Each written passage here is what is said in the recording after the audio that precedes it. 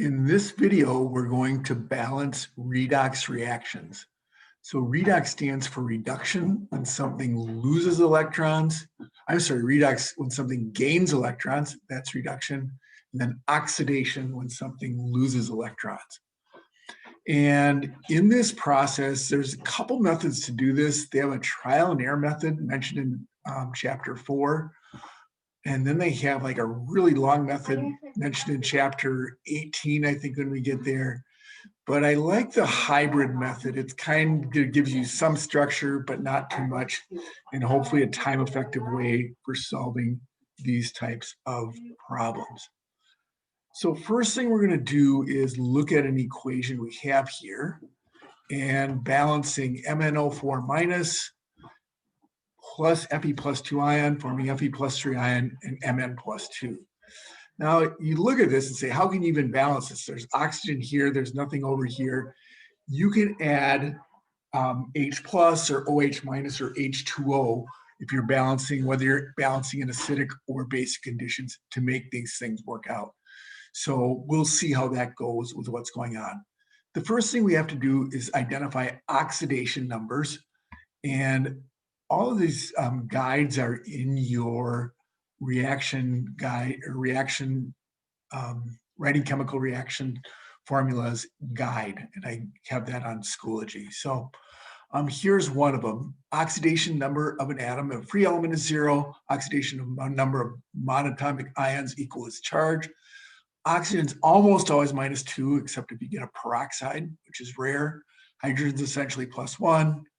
Fluorine becomes fluoride with a -1. And anytime you have a compound, it'll add up to 0. So let's just use those rules and come up with the oxidation numbers for what's going on here. So if oxygen's typically -2 and you have 4 of them, that equals -8. So in that case, if manganese is +7, you add that to -8, you get an overall -1 charge. So we're going to identify manganese as +7. On this side, it looks like it's a manganese ion with a +2 charge. Here it's stated that Fe is +2, and here's Fe is +3. So what's being oxidized? It's the thing that loses electrons. When you lose electrons, you get a higher charge. So Fe +2 is going to Fe +3. So I'm almost to the second step of our thing here.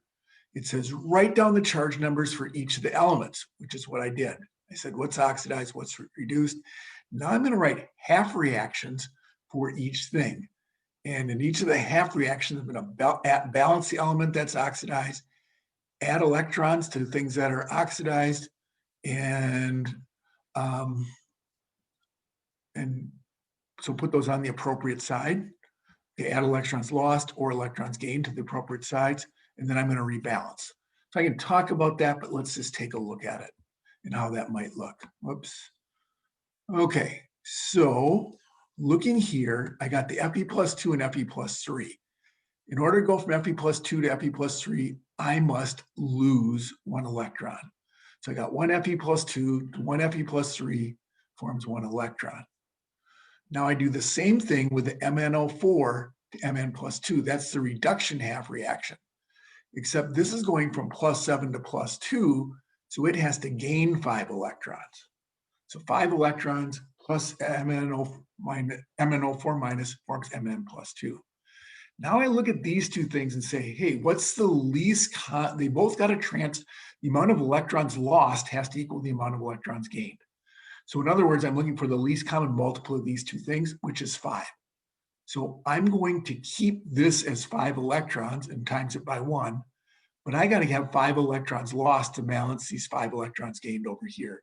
So I'm going to multiply all my coefficients by 5. 5 here, 5 here, and 5 here. Therefore, my electrons lost and my electrons gained are the same, and that's this whole principle behind this process. So if I were balancing in either acidic or basic conditions, let's say acidic conditions, I could actually go right up to this equation and just take it. And what I do is put a 5 right here, and a 5 right here, and a 1 here, and a 1 here, and then go to the final steps of adding H plus or OH minus. but I rewrote it down here because I didn't have room. So if I'm doing this in acidic conditions, I'm rewriting this equation here. The only difference is I had to put a 5 in front of the Fe plus 2 and Fe plus 3, so I put that in. Now I'm going to scroll back up to those rules, and I did the half reactions. Put in your coefficients. It's what we did with the 5s. Then it says balance charges by adding H plus if you're doing it in acidic conditions, or OH minus if you're doing it in OH minus conditions. Okay, so we're going to go back up here, and I'm going to count charge on each side. So I got 5 plus 2 is positive 10, and a negative 1, I got positive 9 here. Forget that I put the H plus there yet. Okay, so I got plus 9 over here. 5 times 3 is 15, and Mn plus 2 is 17. So I got 17 positive here, only 9 positive here. In order to balance that out, I can put 8H plus over here to balance it out. In acidic conditions, you add H plus to the side that has less charge. So if I add H plus here, now the charge is balanced. I got 8 positives and 10 positive for 18 positives, minus 1 is 17 positives, and 17 positives here. Okay, so the other thing is I got to balance the hydrogens on each side. Well, since there were no other hydrogens here, I'm going to say, hey, 8H plus, and what I'm going to do with that is after I add the H plus, I'm going to balance with water, okay, because this is under acidic conditions when there's aqueous H plus in water. So I'm going to take, half of 8 is 4, so I got 4 H2Os over here. I put that over here. Automatically, the oxygens should balance. If I look at this, I got 4 oxygens right here, and I have 4 oxygens right here. So that balances out. Okay, what if I did this? So I look at this overall equation, and I should have the H's all balancing, the O's all balancing, the MN's balancing, the FE's balancing, the charges balancing. This would be the balanced equation in acidic conditions. If I were balancing in basic conditions, I go back to where I had this equation. This is plus 17 here. This is plus 9 here.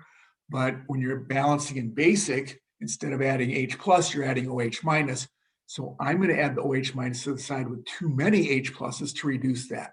Positive 17 over here, positive 9 here. I'm going to add 8 OH minus here, which makes each side now have a negative 9 charge. Well, by doing that, I add 8 hydrogens. So I'm going to put 4 waters over here, and that should balance. Double checking our oxygen, we got 4 oxygens plus 4 more oxygens. Here, notice we have 8 oxygens right here, so that balances. And everything else with the charges and things should balance right there. So that would be an example of balancing a redox equation in either acidic conditions, and then I also did the one for basic conditions. An AP like test or something, you probably wouldn't be asked to do a complete redox reaction like this. However, knowing how many electrons move back and forth can help you in balancing, knowing oxidation numbers. A lot of these sub-skills are going to be used. So by doing this whole process, you're going to be able to do whatever sub-skill that is picked out for you, and you can do it in all one organized manner. All right, that's it for this one. I'll have another video with another example to show this again. Thank you.